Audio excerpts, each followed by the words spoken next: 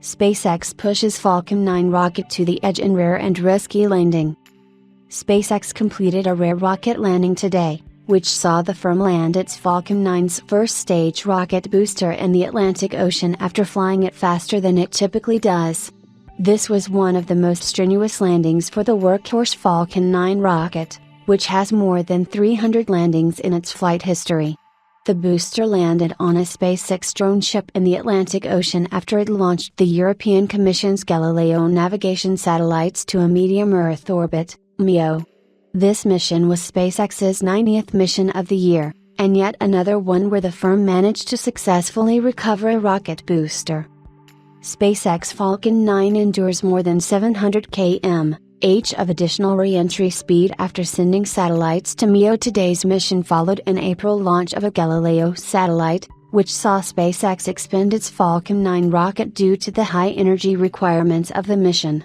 According to SpaceX's presenter today, while the booster was not recovered, the data from that mission was still used to help inform changes that will allow us to safely recover and reuse the booster for today's launch.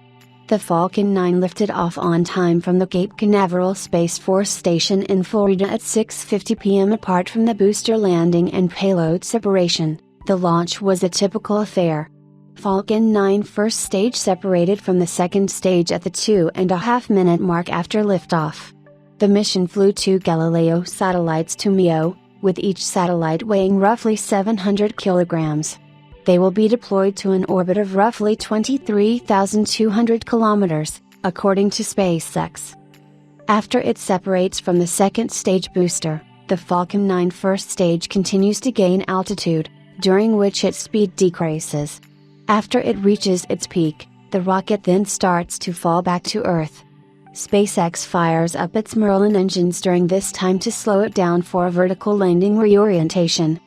During today's launch, the Falcon 9 booster reached a peak altitude of roughly 120 kilometers and a peak speed of approximately 8,750 kilometers per hour when the landing burn started. Its altitude was roughly 4 kilometers higher than the 116 kilometers than the one reached by SpaceX's booster during the latest Starlink launch. The difference was much starker for the speed, as the Starlink mission's peak booster speed at entry burn ignition was approximately 8,034 kilometers per hour, resulting in today's booster being more than 700 kilometers per hour faster during the same phase of the mission profile.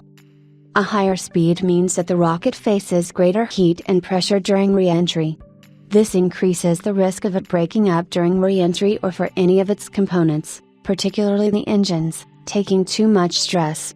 However, the booster's journey from the entry burn to the drone ship was normal as it landed on the ship at close to the 8.5-minute mark post liftoff. The landing completed the booster's 22nd mission, with SpaceX sharing during the broadcast that it aims to certify its boosters for up to 40 missions each.